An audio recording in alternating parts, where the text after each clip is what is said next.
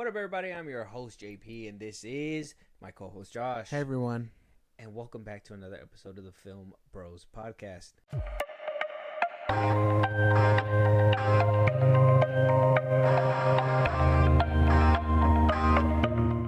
So, Josh, we're not going to be doing... Look, we're just going to be frankly honest with the audience. Okay.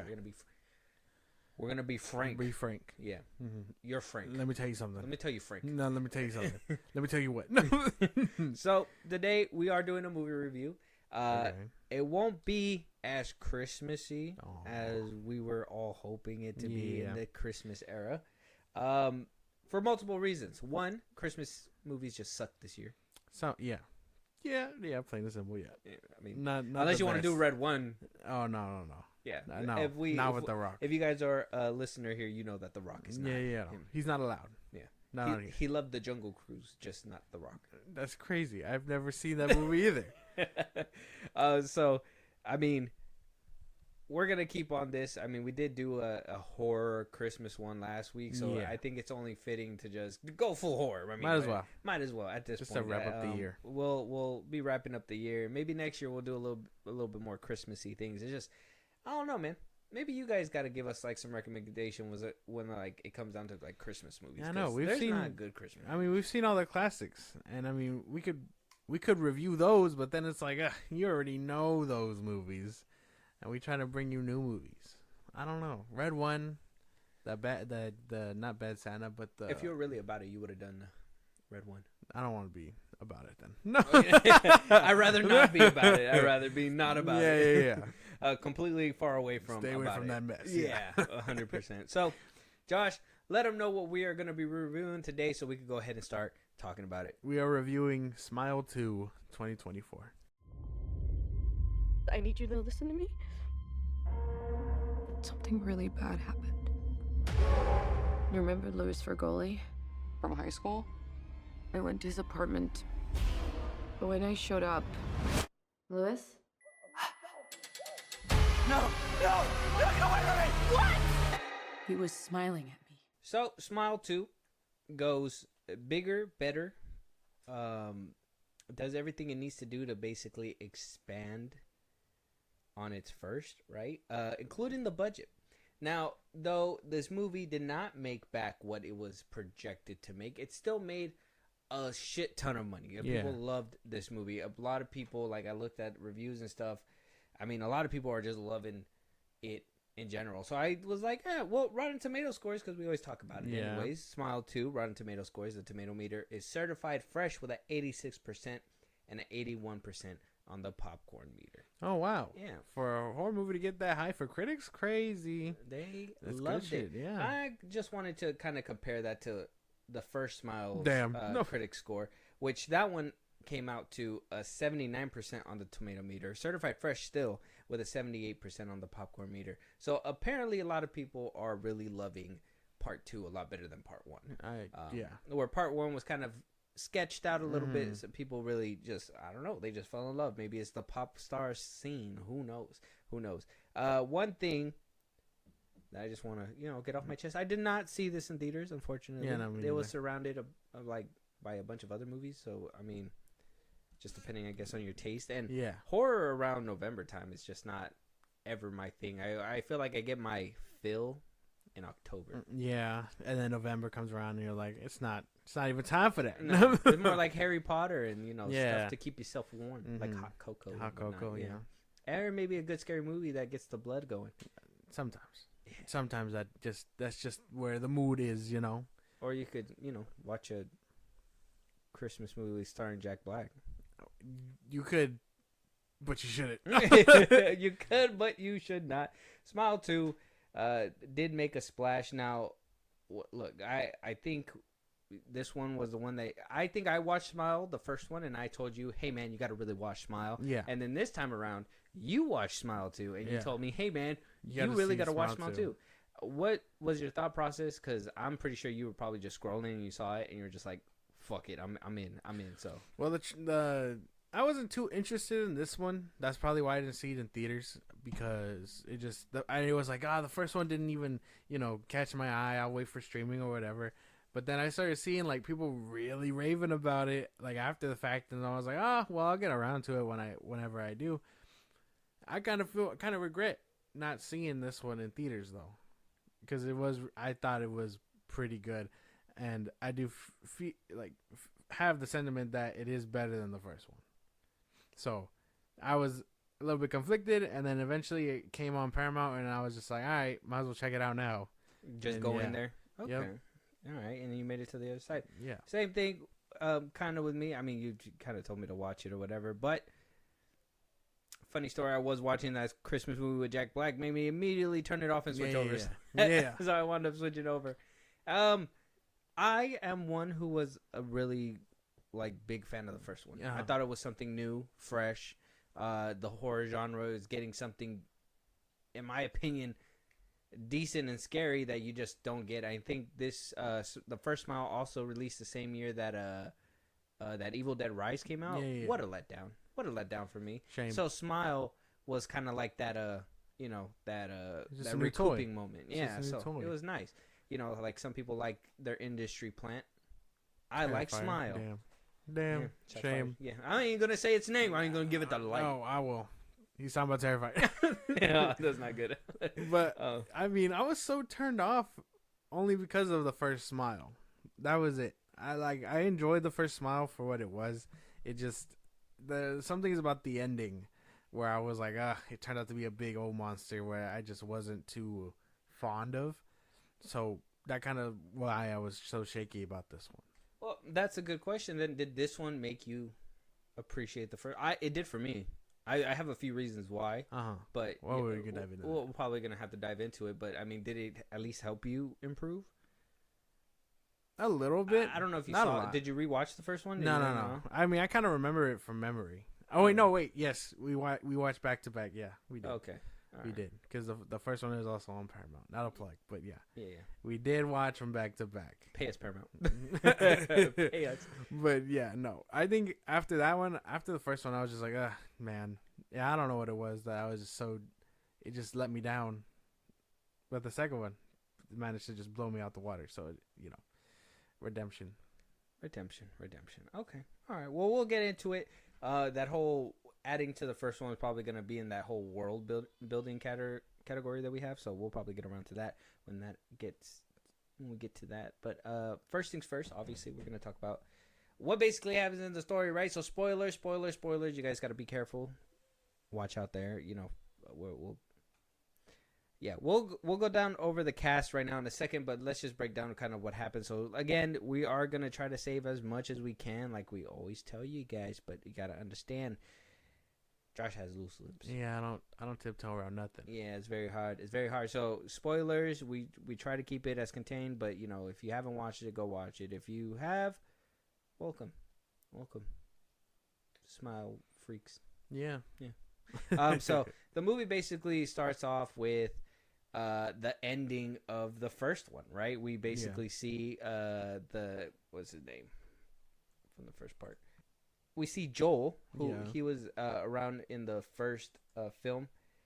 He was basically like the secondary when it came down to the lead, which was Sosie Bacon. Yeah. And so she, if you guys seen the first one, you know that she bit the dust, and he basically witnessed it. And what the powers are is that the entity needs to, in order to jump from body to body, you need to see them basically die and kill themselves, right? Mm-hmm. And so he saw that happen. Joel's been haunted. He tried to get it off because I guess the remedy, or what has yet to work, but people still are praising about it, is that you need to kill somebody in front of somebody for it to pass on to the next person, which it worked. But Joel didn't make it do it. Joel did his best. We move on and you get this cool one-shot scene in the beginning. Wow, what a way to just introduce you to a movie, right?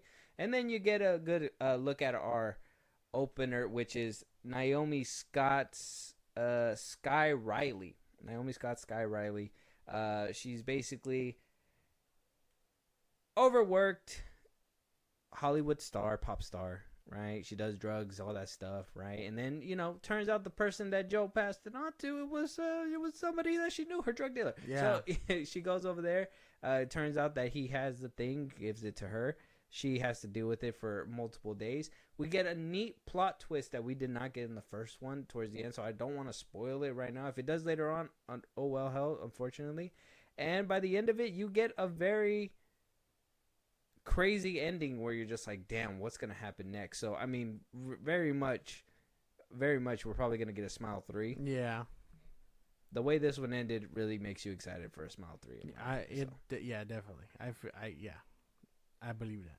Very exciting. I can't wait. We'll have to see about that. But first things first, like I said, characters. Naomi Scott is Sky Riley. We have Elizabeth Riley as Scott Riley's mother. She's played by Rosa Marie DeWitt.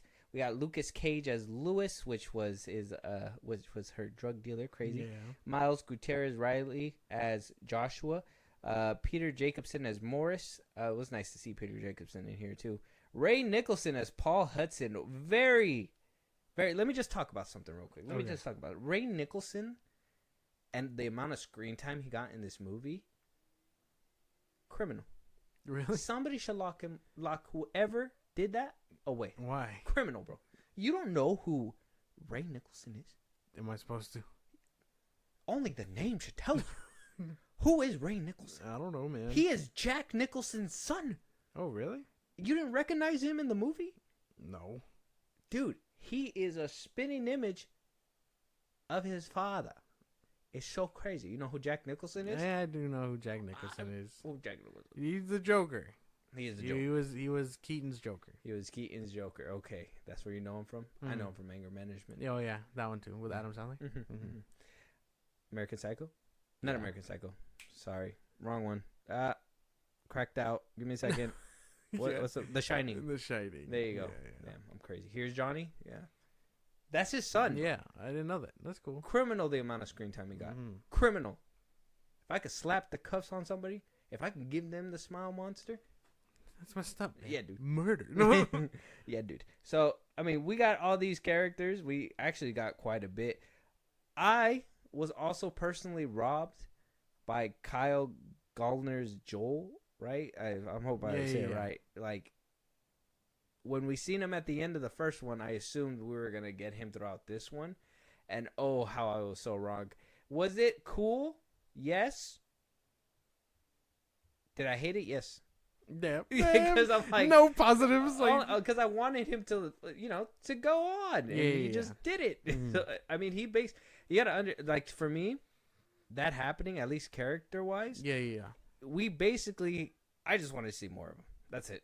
Both of those. I would say both of those actors I just want to see more of. Kyle Gallner, and he was basically wrapped up and set up to go for this installment. Why they just didn't is just, I don't know, man. That was something that I wish would have happened. I'm not mad because they gave us an explanation. It's not like he just disappeared off screen and they told us. But,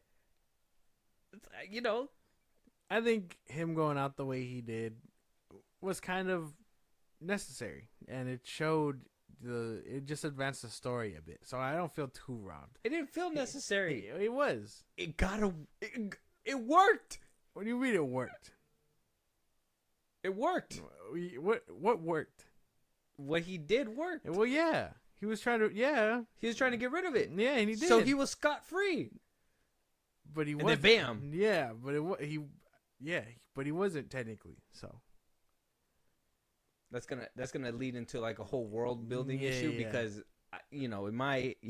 we'll get to that, spoilers, but I mean, character wise, did we have fun with the characters? I did. I really like Naomi Scott.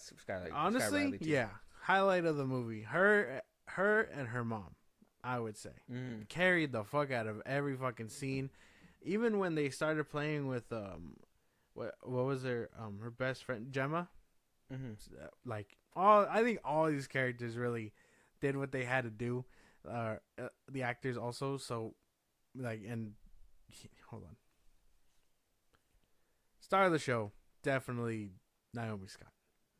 I can't even lie, she was so great. Had me on the edge of my seat with her fucking chops. You know what I mean? Like, I thought she was really good. Yeah. No. She's from Lemonade Mouth. I know. Yeah, Lemonade Mouth. She was in the Power Rangers. That old Power Rangers movie. She was in the Power Rangers movie. The one that nobody showed up for. Yeah. I hate you guys. The Martian. She was in Aladdin. Mm-hmm. She has a very decent career. Killed it in this one, though. Killed it. I know. Not what I expected from her at all. She fucking killed it in this movie. I did like Lewis, too. Mm-hmm. Oh, yeah. When he showed up. For a strung out weenie, like, I liked him. Yeah, I liked him. Like, I don't know what it was. Like, I think everybody in this movie was actually believable. There was not one scene. Like, you know, in horror movies, some of the acting can be uneven. Yeah.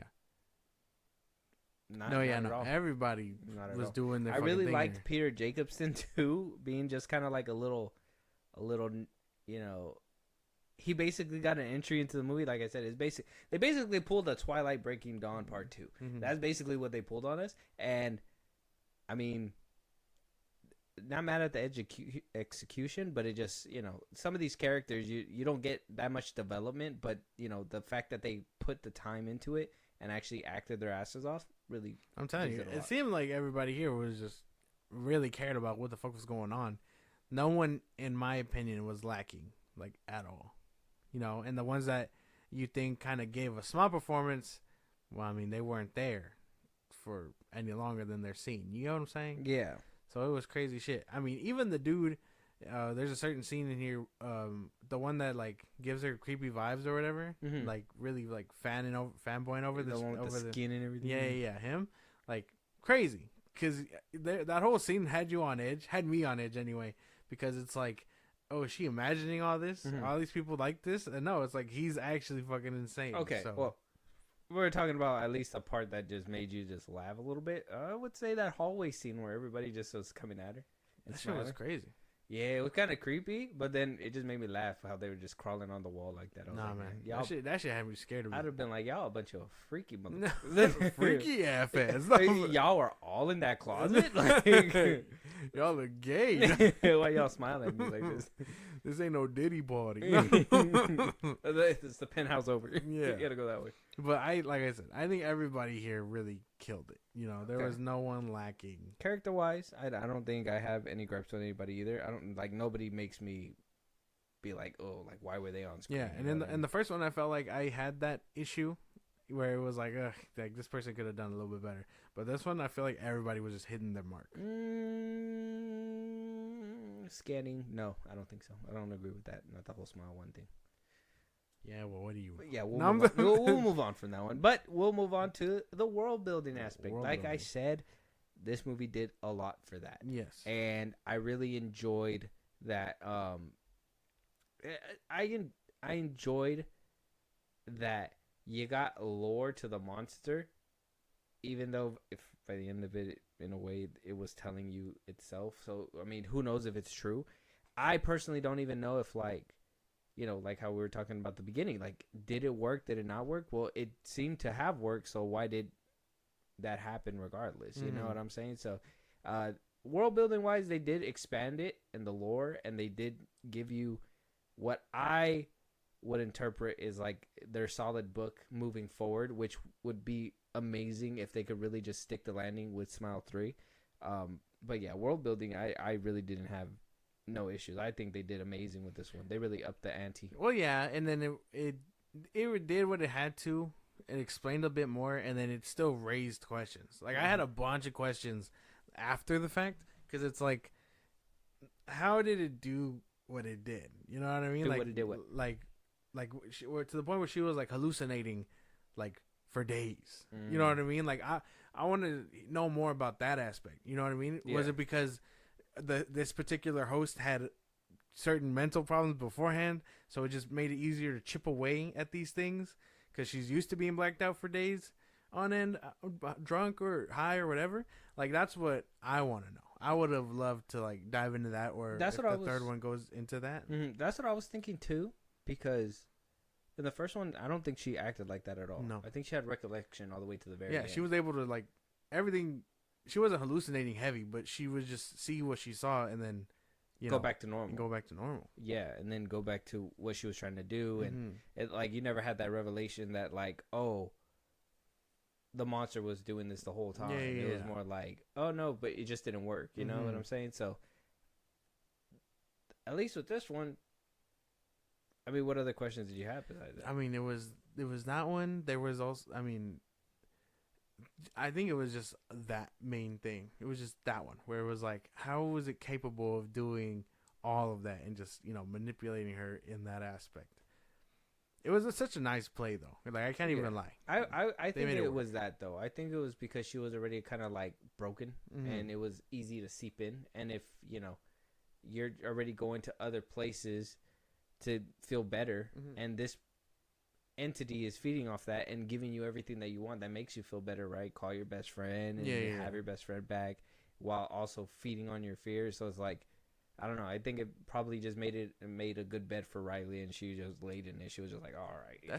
I think that's the crazy thing, though, because it's like for days. Because even if you think about it, even in the beginning, Joel, he was able to the last second, able to try to get rid of it. You know what I'm saying? Like, he was like, I only got a little bit of time, right? Like, it was till that last second. Yeah. And then next, whatever happened. But I think this one, that's why they really made it a thing to show you what happens when it gets into somebody with Lewis.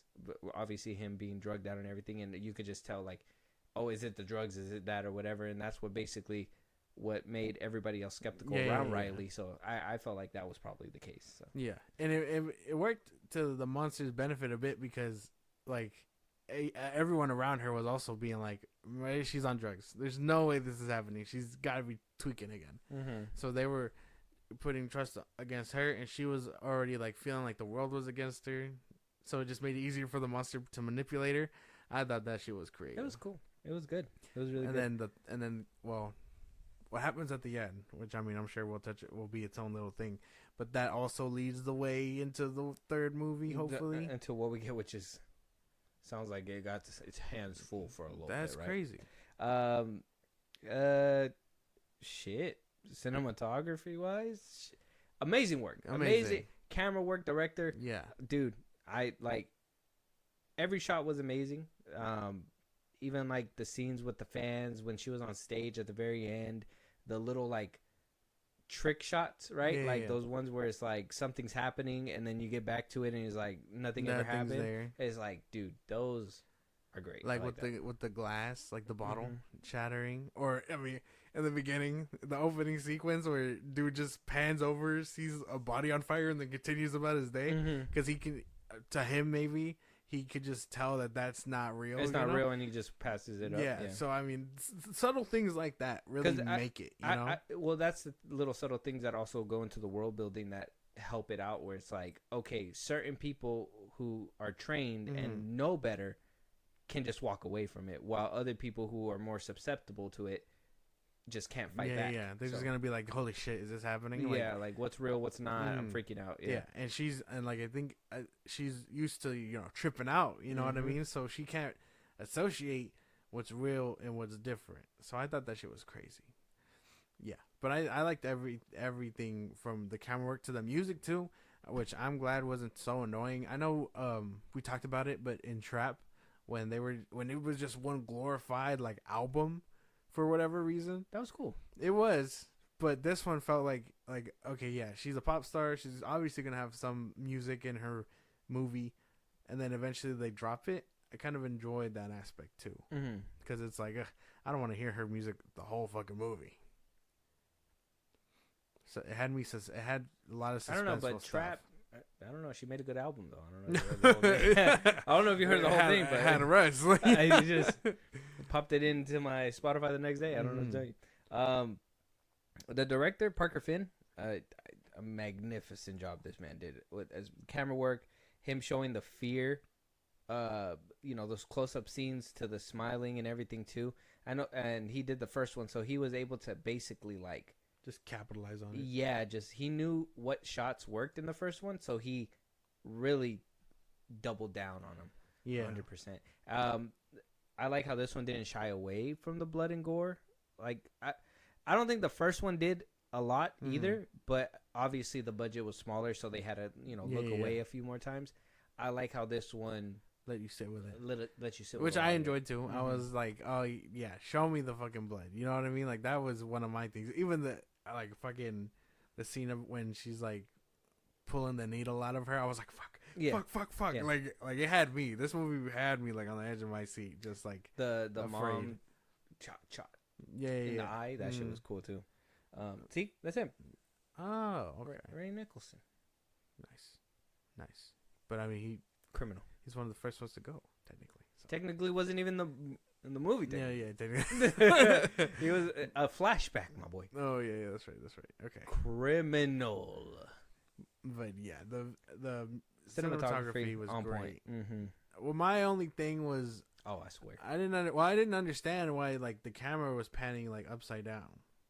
That was my only thing. That was that. I assume that's kind of like what that warped reality thing is trying to like. It was just trying to show you that she wasn't living in her world. Oh, you think so? You were living in the monster's world. Mind. Okay. Yeah. So I assume that's what all those shots were, and I mean.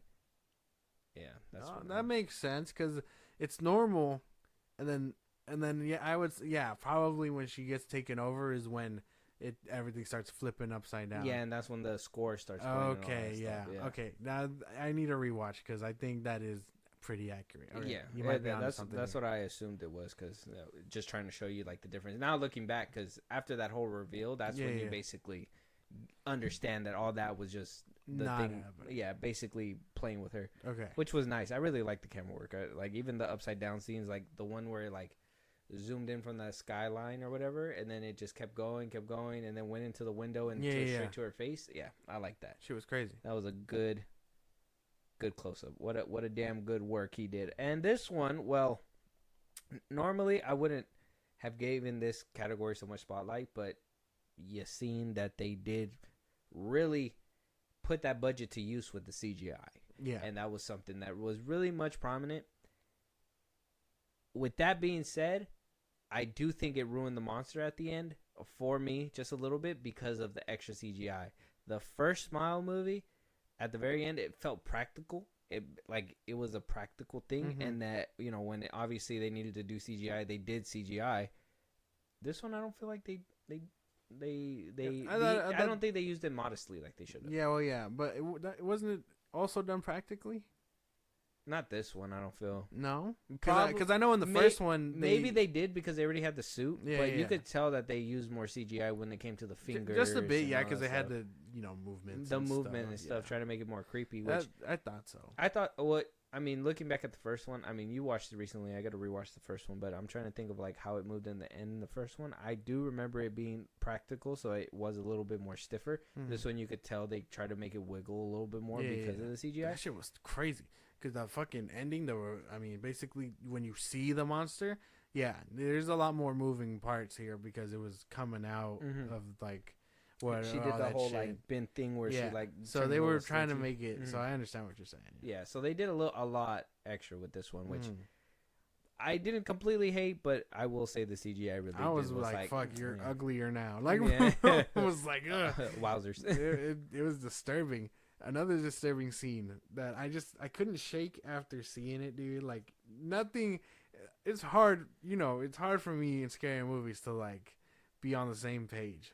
But this scene really irked me to see, and not in a bad way. I will say it got me too worse than the first one because in the first one, if you remember when the monster went into her mouth, it basically like a cartoon pulled her mouth all the way to the ground and was able to jump in there. Where this one basically broke her face and then went in there. You know what I mean? Yeah.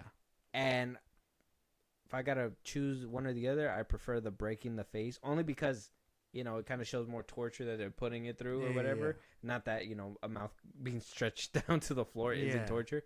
But I don't know. I kind of enjoyed it, but I do kind of hate that they use too much CGI on the monster. So, but a lot of creepy stuff in here. But that specific scene, which kind of comes towards the end when they're in the freezer or whatever. I want to know what was up with the creature's eyes when it was staring at her. I can't shake that image out of my head. where it seemed like glass or whatever. I was so like, someone theorized that like, oh, that at some maybe after a certain point of insanity, it can like hypnotize them or whatever. And I was like, that sounds accurate, but still like scary as fuck. And I was like, ugh, most unsettling image, and we've seen it twice. They panned the camera to it twice. Yeah, that was my thing too. I think that was one thing that I was trying to wonder too, because I was like, it could have took her over right then and there. Yeah. But then I was thinking, well, maybe because it was like, well, cat's out of the bag, so this is the way that I was doing it to you this whole time. Maybe that's, and maybe she just wasn't able to see it because she was masked with the illusion or whatever. And now that it's right in her face, is different. I thought a little funny when she fell off the car and she fell on the bed and they both flopped to the floor. I thought it was kind of funny. That shit was crazy. Another question that I did have that I think the movie that I would have liked to have seen was that just to, I guess, the other perspective without giving it away. I would like to have seen the outside perspective of that whole scene. Oh, like end. What's happening. Yeah. Because was she just doing shit on autopilot? Yeah. That's what I assumed. That shit's crazy. That basically in her own head, she was thinking that she was getting out, she was escaping, when in reality, she was doing everything that she was supposed to do on a normal basis because it was on autopilot. And then by the time she realized all this stuff was happening, she was already on stage. Yeah, which I would have liked to have seen. I think just a little, I don't know, quick like recap or something. Yeah, quick little flashback that lets you know or whatever. Yeah. That would have been cool. Yeah, because there were certain scenes where it's like, well, how did she even get away with all that? That whole sequence is nice, and then it's like, wait, I would have probably preferred. But like I said, that's why it gives you that Breaking Dawn Part 2 effect, where it's like none of that shit even mattered because she was doing completely other things. And I'm like, I don't know if that takes away from the first one or not. Narratively speaking, I really liked it because for herself, it works for the story. Yeah. But then, it kind of takes away from that one. But then that's when we get into the whole, maybe her mind was just a little bit more susceptible to all that because of the fact that it was already damaged with drugs and everything she's been through, trauma and whatnot. I don't know. Perfect way to like look at it though. In the first one, it attacked somebody who was smart. She was a psychiatrist. She knows the mental game. She's been through that. And then obviously Joel was a cop, trained and all that stuff. So that's something that, and then so this one, that's why by the end of it, it was like, I like wearing your skin because it was like not only popular but easy kind of thing. So you're already damaged, fool. Like ain't nothing going on up here that I ain't seen. Like what it was like, how'd you take over my mind so quick? It was super easy. Barely an inconvenience. You're like, damn bitch, you live like this? I just gave you more coke and it was over. No, this is crazy. It was a done deal. So yeah, by the end of it, Josh, if you want to give us your little summary, if you don't have any more gripes or anything else to say about it, give us your summary and then give us your rating, 1 to 10, 10 being the best, 1 being the worst, 5 being the middle. Yeah, I wasn't expecting to love this movie as much as I did. This is crazy. And like coming toward the end of the year, crazy shit to like unexpected like banger. I short and sweet, I got to give it like 8 out of 10. I loved it so much. Can't give it a straight 9 and 10 because it's a horror movie, and I'm sure someone would look at it and be like, "Oh, it's just a horror movie." But I enjoyed it for what it is. I loved it so much. I think it's a near perfect horror movie. Yeah, if you think about it. 10. I think it's like I think there is, like I said, there's a couple things that hopefully will be answered in Smile 3. Yeah. I don't want to go into it too much because then it goes into the whole, like I said, the whole breaking part effect, the breaking down part 2 effect that it kind of pulls on you. So I won't be getting into it too much, but there is a couple of questionable things that I could have just been like, hey man, you could easily look away from it. Yeah. And not even worry about it. Because I think more to my gripes are like the visual stuff, the visual cues and all that stuff. The director did a fine job, but I think he should have laid down those little cues so you can pick up on it. Maybe on your second rewatch, right? To be like, oh shit, like, even though you know what happened, you still be able to be like, that's when she disappeared. That's when she did, you know what I mean? Like, you know what I'm saying? So But all that, I mean, I gotta be on your side. I think it's an 8, solid 8 for really, sure. I thought it was really good. I wasn't expecting it. I think the CGI kind of ruined it for me at the end. But like I said, I think everything else was great. Dropped down a point because they just criminally underused Ray Nicholson. Oh my gosh, criminally. I'm gonna hold that till I die. All right, man. I guess that's a fair point. Well, let us know out there, guys. Did we put a smile on your guys' face? Aha. Anyways, check out Smile 2. Let us know what you guys think about it. Did it scare you? Did you like it better than the first one? Have you not seen any of them? And if you haven't, go watch them because they're actually pretty decent. Yeah. I mean, continuity-wise, amazing. They're holding up pretty well. Yeah, being able to just jump from one to another and then to another.